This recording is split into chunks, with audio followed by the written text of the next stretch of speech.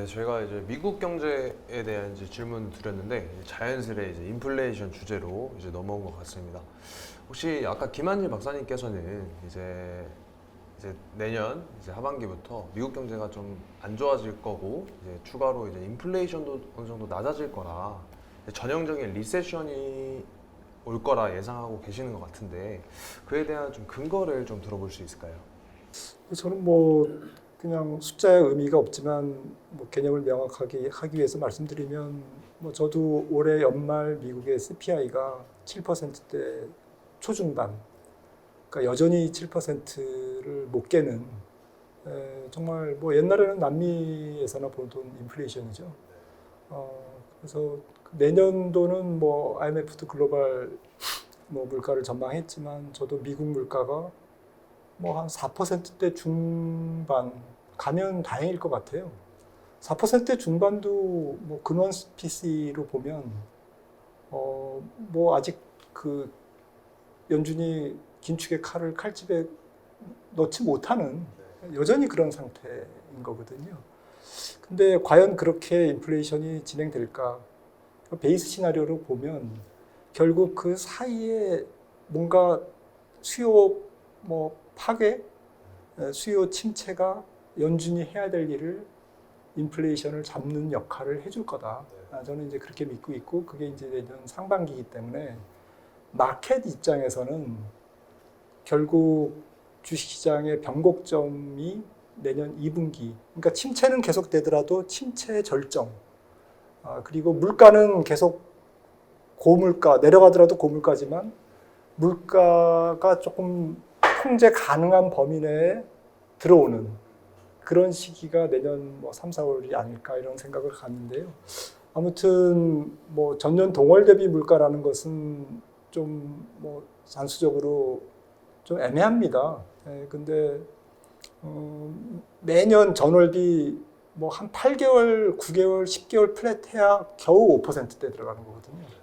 근데 지금부터 한 10개월간 계속 전월비 플랫할 수 있느냐? 에너지 가격은 모르겠습니다. 수요가 침체되니까 국제유가도 뭐 미국의 휘발유, 소매, 기름값도 좀 안정되겠죠. 근데 드라마틱하게 안정되기는 좀 어렵다라는 거죠. 그리고 공급 사이드의 문제일 수도 있고 또 정유회사의 정제 능력일 수도 있고 그거는 뭐 거슬러 올라가면 탄소 제로를 주창하다 보니까 모든 인들이 셰일도 조금 소극적으로 생산하고 정제 능력도 지금 멈춰 있고 캐펙스를 안 하고 이제 이런 부분들이 구조적으로 남아 있다라는 거죠. 그 다음에 또 인플레이션이 떨어진다고 하지만 말씀드렸듯이 천천히 떨어지는 이유는 제 생각에는 한 번 올린 식음료 가격이 정말 사람들이 아우성 칠 때까지는 잘 안 내릴 것 같아요, 업체들이. 식품 가격 이런 것들이. 그리고 CPI에 가장 많은 비중을 차지하는 임차료. 임차료는 미국이 잘 아시다시피 고정금리 대출이잖아요. 30년. 그게 많잖아요. 월등하게. 그러다 보니까 집값이 조금 조정을 보여도 임대료가 잘 안 떨어지는 거죠. 모기지 금리가 떨어질 때까지는. 근데 모기지 금리는 시장 금리에 연동이 돼 있는데 시장 금리는 기준 금리를 계속 올리니까 역전은 될지언정 잘 안 떨어지는 거죠. 이런 부분들이 어쨌든 임대료 뭐 YOY로 지금 5.6%인데 이게 상당 기간 지속될 거다. 그리고 고용이 타이트해지면서 인플레이션이 잘 안 잡히니까 실질 소득은 많이 났으니까 월급 올려달라고 그러죠. 어느 정도까지는 연말까지는 그런 현상이 나타날 거거든요. 내년도에는 좀 뭐 약간 고개를 숙이겠지만 임금 상승에 대한 욕구가 그래서 올해까지는 어쨌든 인플레가 잡혀도 천천히 잡히고 그리고 앞서 처음에 말씀드린 약간 구조적인 요인 때문에 내년 전체도 굉장히 느리게 더디게 떨어질 것 같다라는 생각을 해봅니다. 일단 이 부분 제가 저는 사실 아까 안 대표님 말씀하신 거에 대해서 이제 좀 얘기를 더 하고 싶은데 일단 생산이 이제 미국이 생산을 그래도 잘한다.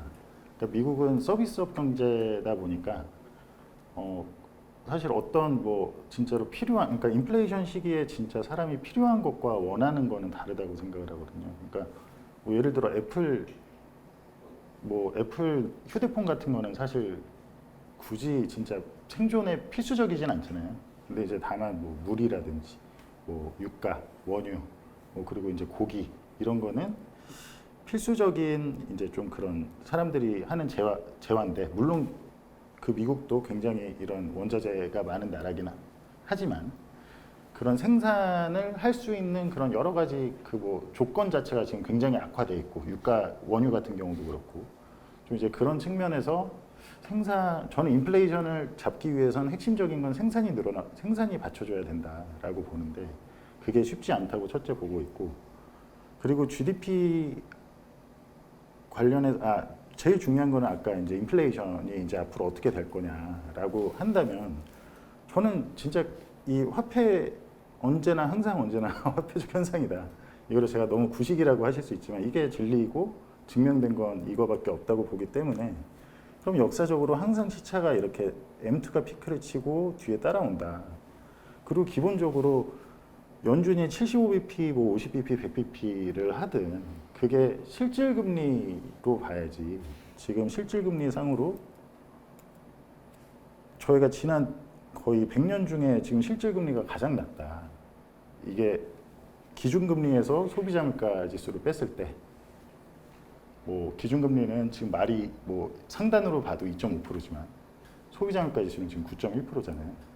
근데 이제 실질금리를 구하는 방식을 두고도 이제 두 가지가 있지만 저는 이게 지금 현재 연준의 정책이 정말 인플레이션에 부양적이냐를 보려면 분명히 이걸 봐야 된다라고 생각을 하고 뭐 팁스 수익률이라든지 뭐 물가 연동체 뭐 그런 수익률은 그야말로 진짜 기대 실질금리 아니냐.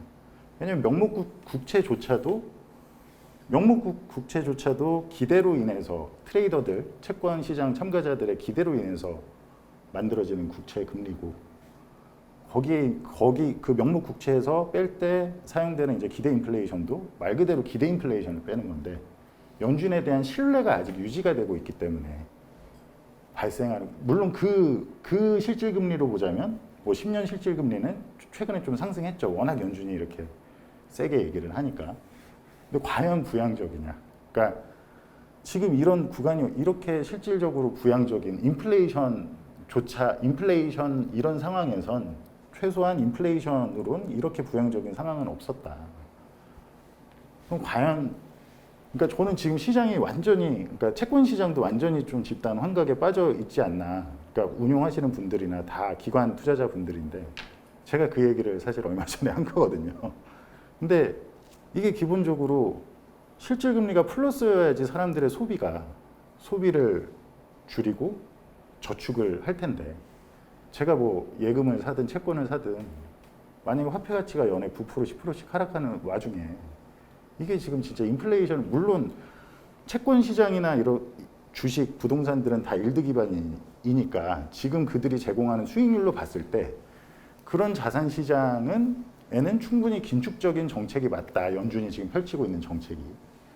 근데 과연 인플레이션도 내년에 잡힐 거냐. 그러니까 지금 시장이 이분법적으로 성장이냐 리세션이냐를 두고만 얘기를 하고 있다고 생각을 하거든요.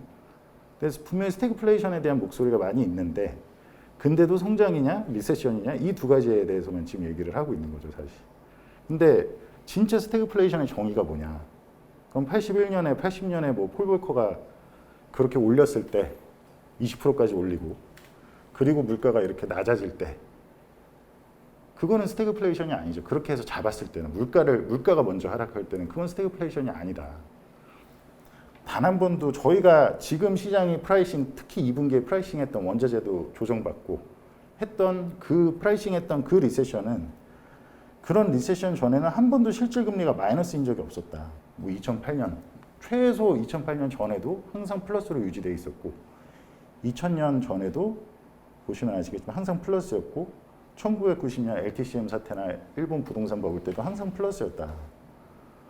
제일 지금 시장이나 움직이고 지금 똑같은 게 73년에서 75년하고 제가 봤을 때는 똑같이 움직이고 있는데 이때를 제외하고는 이때조차도 이때 리세션도 당연히 이제 폴 볼커가 하면서 했던 리세션이고 그러면 과연 이게 맞느냐? 그러니까 저는 굉장히 미국이 큰 침체에 빠질 거다에는 굉장히 하지만 그 부분도 좀 제가 알기로는 김영익 교수님하고는 조금 이 생각이 다른 게 채권을 사야 되는 건 아니다. 이런 지금 실질금리 상황에서는 오히려 기본적으로 우리가 알고 있는 안전자산은 뭐 채권이다는 좀 잘못된 그렇게 될 수가 있을 것 같다라고 보는 게 이제 제 이 그림에서 이제 실질금리, 명목금리를 뭐로 정의하느냐. 저는 연준의 기준금리보다는 시장이 훨씬 더 똑똑하다. 시장금리로 명목금리를 삼아야 된다. 그렇죠. 그럴 수 있지만 네, 그렇게 생각하고 이 실질금리가 좀 지극히 비정상적이거든요. 이 실질금리가 정상화되기 위해서는 물가 상승률이 급격히 낮아져야 돼요. 예.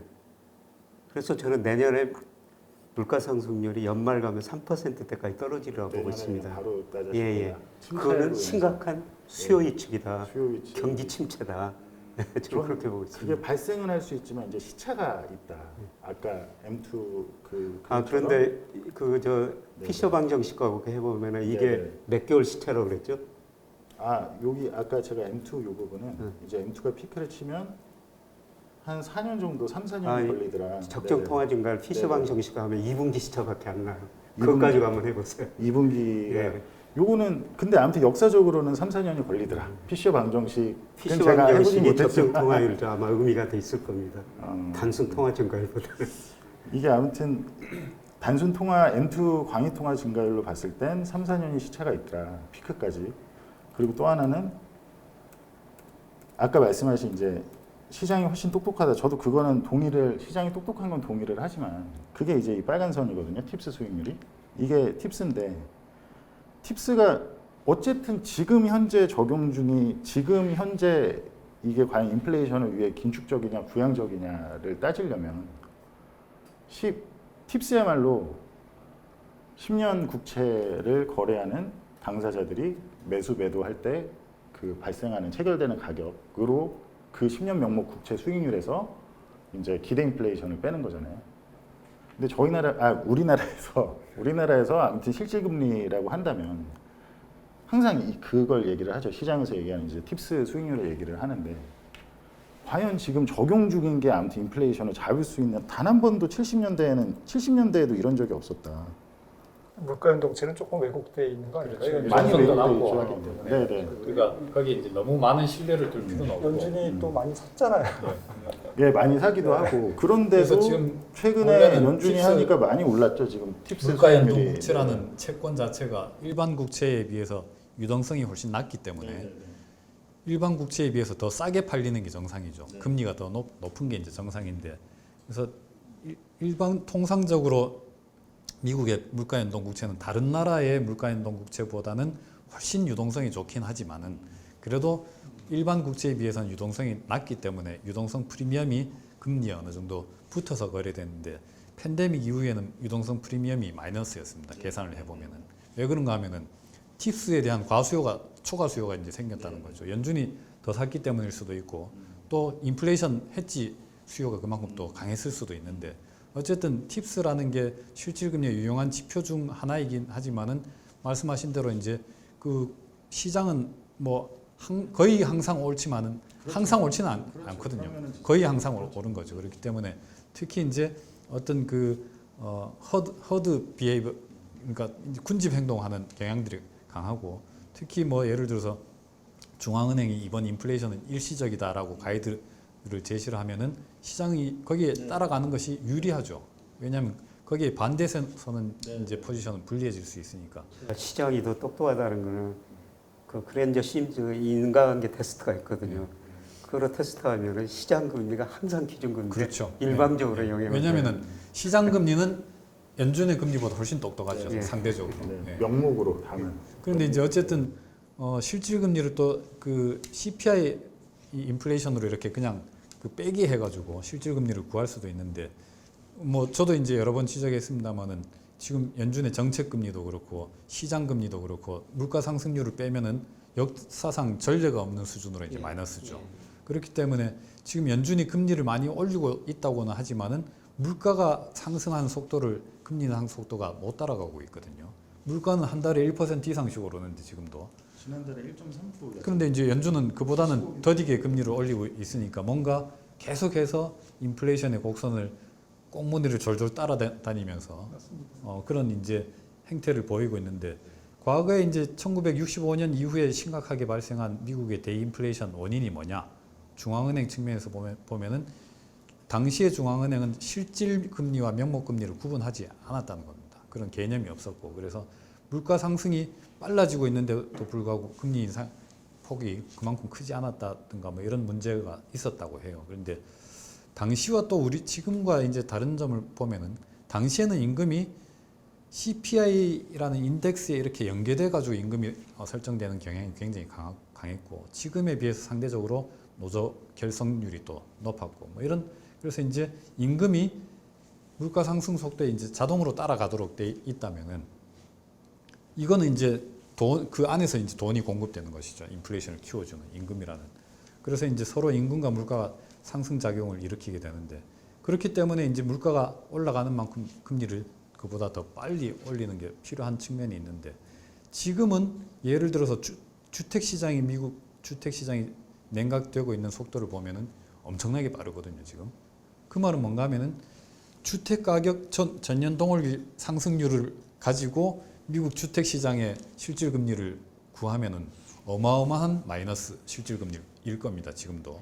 그렇지만은 실제로 주택 시장에서는 명목 금리를 따라서 엄청나게 빠른 속도로 냉각되고 있거든요. 그래서 명목 금리라는 것은 그 자체로도 또 나름의 중요성이 있다. 왜냐하면 우리의 임금이 인플레이션을 따라가서 이렇게 자동으로 실질 임금이 보존되는 상황이 아니라면은 우리의 임금은 전적으로 명목 임금인 것이고 그렇다면은 명목 금리도 굉장히 중요하다. 왜냐하면 명목 이자에 대한 우리 지불 의사와 능력이 명목 임금에 의해서 결정되는데 임금은 인플레이션 못 따라간다는 거죠. 그렇다면은 명목 금리의 상승 그 자체도 상당한 충격을 줄 수 있다. 뭐 이렇게 좀 같이 생각할 필요는 있고. 그렇죠. 근데 그 충격이 저는 주식, 채권, 부동산처럼 채권 시장을 중심으로 10년물 기준 지금 2.6%밖에 안 주고 있는데 인플레이션이 9%인 상황에서 왜곡됐다고 예, 완전히 왜곡돼 있다고 저는 보고 있고 그런 상황이기 때문에 주식하고 부동산도 그거보다 조금 더 나은 일드만 주고 있는 거잖아요. 지금 주식도 S&P도 지금 4.6이거든요. 마지막 지금 어닝스 일드가 부동산도 뭐 대충 계산해 보면은 뭐 한 3, 4%, 뭐 3% 요새 좀 빠졌다고 해서 뭐 3% 좀 넘지 않을까. 월세를 다 매매가로 해보면 그래서 당연히 그렇기 때문에 이런 주식, 채권, 부동산은 명목금리의 영향을 받을 수밖에 없다. 그거는 저도 100% 인정을 하나 인플레이션이 과연 아까 말씀드린 첫째 M2와 역사적인 시차 관계의 상관성도 그렇고 둘째 과연 인플레이션이 지금 9%인 상황에서 미국이 부채가 너무 많아서 그만큼 금리를 못 올리는 상황에 절대 뭐 예를 들어 80년대 스타일로 지금 올릴 수 있겠냐라고 물어보면 그건 아무도 아마 동의를 안 하실 것 같아요. 뭐 예를 들어 13%, 80 지금과 같이 인플레이션이 높았을 때 그때 당시에 이제 금리가 대략 81년, 82년 이때가 뭐 13.9%, 13% 평균으로 이랬는데 심지어 83년, 84년, 85년에는 이미 인플레이션이 다 잡혀서 5%뭐 안쪽에 이렇게 있는데도 실질 금리를 이렇게 높게 유지를 했습니다. 근데 과연 이렇게 할 수 있겠냐?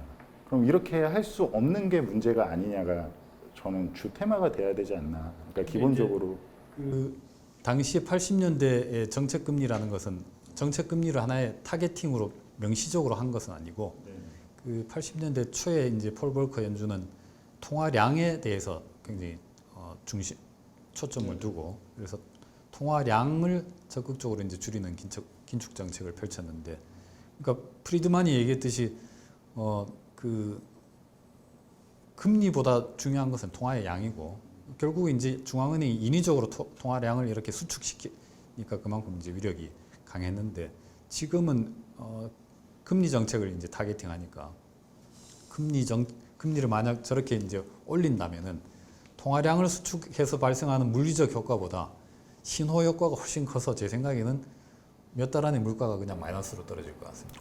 그 말씀하신 통화량에 대한 부분도 그다음에 이제 CPI 문제를 이제 또 얘기하면 실질금리 차원에서 지금 인플레이션이 9.1%인데 연준 정책 금리는 2.5% 겨우 이제 될까 말까 한 거죠. 그러면 이제 뭐 10년물 금리도 2.7% 뭐 그저께 2.5%까지 갔었죠. 그러니까 이거는 이제 말도 안 되는 명목금리 수준인 거죠. 그렇게 보면은. 그러면 이때 가장 이제 합리적인 우리 행동은 뭘까? 돈을 빌려가지고 CPI를 사는 겁니다. CPI 구성 품목들을 사재기를 하는 거죠. 근데 지금 타겟이나 월마트 주가를 한번 보십시오.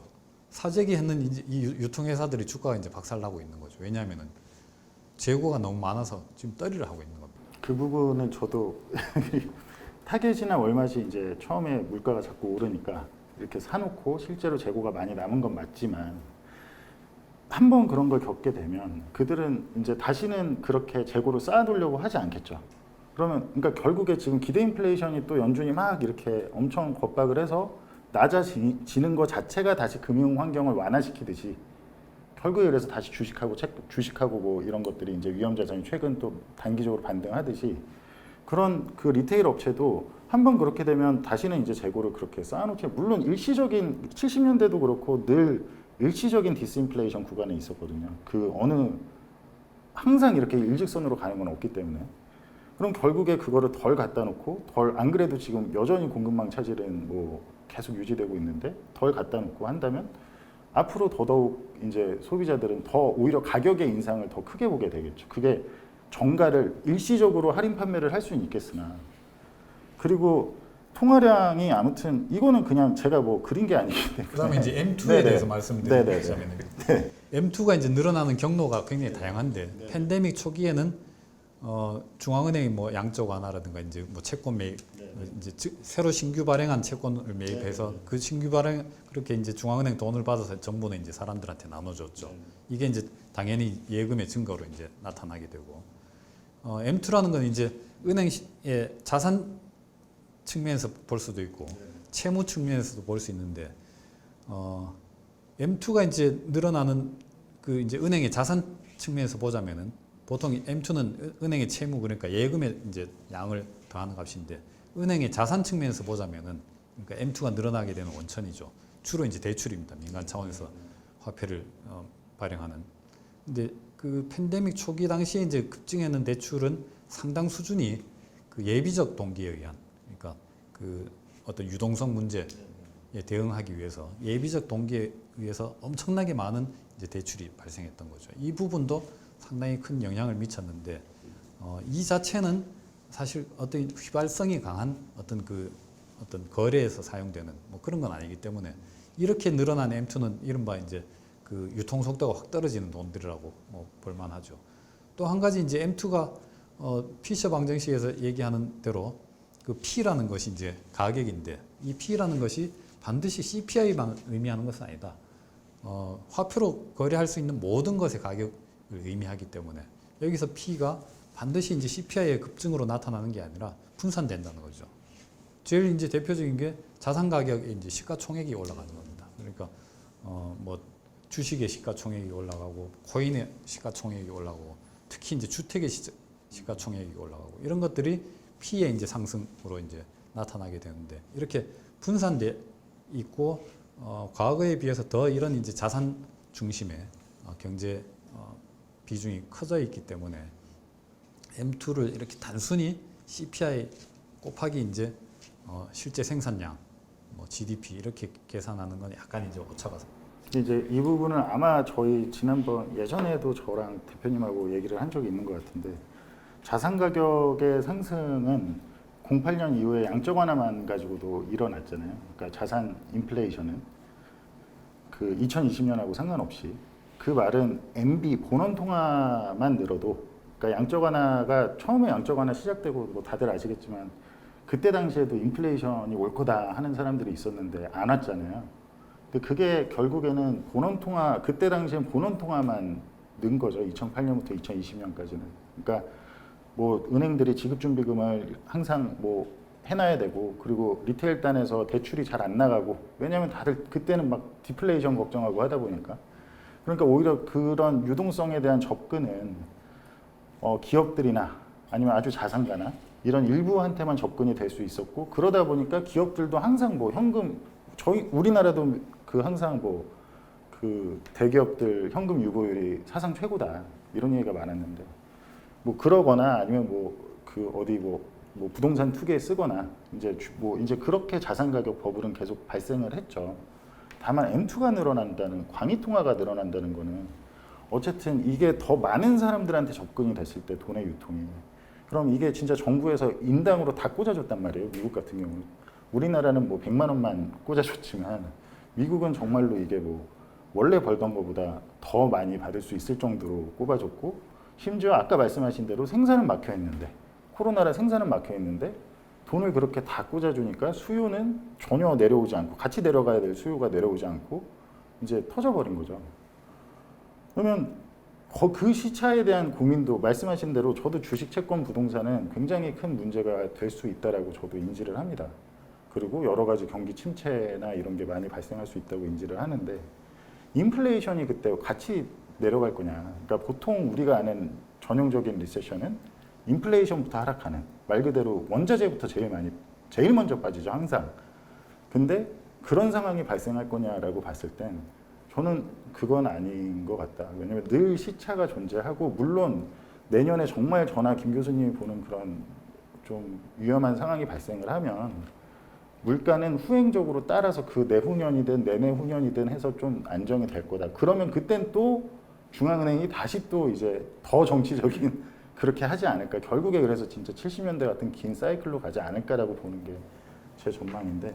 근데 이제 인플레이션은 제 생각에는 양방향을 다 열어놓고 개방적으로 그 뭐 전망하고 대비하는 게 옳다고 봅니다. 예를 들어서 고용 같은 경우도 양방향의 리스크가 다 있는데 예를 들어서 기업들이 이제 굉장히 더 비싼 값에 자기 물건을 인상해서 팔 수 있다는 자신감을 가지고 임금을 대폭 올려서 노동력을 이제 늘렸죠. 채용을 늘렸는데 지금 막상 이제 생산에 들어갔는데 정부의 정책이 바뀌어가지고 자기가 기대했던 만큼의 가격을 못 받게 생겼다고 한다면은 이 사람들의 그 비싸게 구해온 인력을 유지할 수가 없습니다. 그러니까 결국 이런 이제 그 해고 압력이 엄청나게 강해지겠죠. 그런 이제 기대 인플레이션에 의해서 기업들이 고용을 많이 늘렸다면은 그 부분에선 분명히 고용 시장에 타격이 있을 수 있다고 봅니다. 그런데 또 한편으로는 이번 이제 팬데믹을 겪으면서 기업들이 두 가지의 상당한 그 과거에 없었던 고충을 겪었는데 한 가지는 재고가 없습니다. 물건이 없어서 못 판다는 것은 장사의 기본 원리에 안 맞는 거거든요. 그렇기 때문에 앞으로도 경기 침체 이후에도 지금 재고는 너무 많아서 문제입니다. 자동차를 제외한 미국 소매 부문 재고를 보면은 상상을 초월할 정도로 엄청나게 솟구쳐 있습니다. 이거는 반드시 이제 그 해소돼야 할 수밖에 없는데 어쨌든 간에 그게 해소되고 난 뒤에도 미국 소매 특히 이제 유통 뭐 도매도 마찬가지겠죠. 전반적으로 재고 수준은 과거에 비해서는 좀 높은 수준으로 유지될 것 같습니다. 왜냐하면 재고 확충이 수시로 여의치 않을 수 있다 하는 것을 이번에 경험했기 때문에 그렇고요. 또 한 가지는 노동력입니다. 그러니까 노동력을 못 구해서 생산을 못해서 매출 기회를 놓친 기업들이 엄청나게 많다는 거죠. 어떻게 보면 미국 역사상 거의 뭐 한 번 올까 말까한 자기의 평생에 한 번 올까 말까한 엄청난 호황이었는데 지난 한 1, 2년이 이때 생산을 못해서 물건이 없어서 못 판 경우가 허다했다는 것이죠. 그렇다면은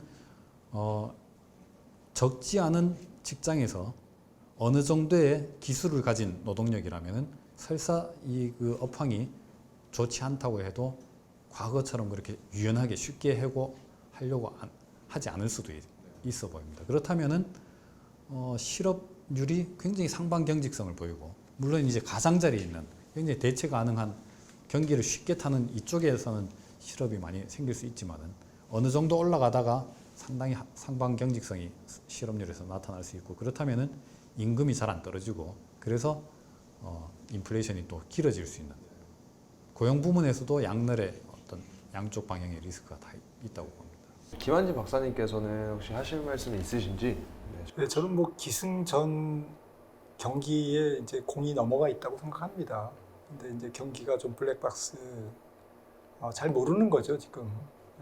근데 앞서 말씀드렸듯이 또 김 교수님도 말씀하셨지만 저는 미국 경제가 굉장히 창조적 파괴에 능한 경제라고 생각을 하고 있고 그리고 안근모 안 대표님도 고용 이런 부분들을 말씀하셨는데 아무튼 고용의 유연성 이런 부분도 굉장히 큰 나라고 그래서 결론적으로는 미국 경제의 침체폭은 적을 것이고 이런 부분들은 금리의 하락이나 물가의 하락을 상당히 좀 그렇게 크게 떨어지지 않게끔 만드는 떠받치는 요인이 될 거다. 그래서 어쨌든 경기는 저는 뭐 경기 곡선은 U자형 2023년 전체가 뭐 U자형으로 회복이 되더라도 2024년 해가 바뀌어서 좀 우상향하는 정도일 것 같고 기저효과 플러스 인플레이션은 떨어지기는 하는데 그게 기저적으로 떨어지는 거지 절대 레벨은 그렇게 낮은 상태가 아닌 그런 상태. 그 가장 큰 요인은 미국 경제가 너무 건강하다라는 거, 상대적으로 이런 부분들이 좀 요인일 것 같습니다.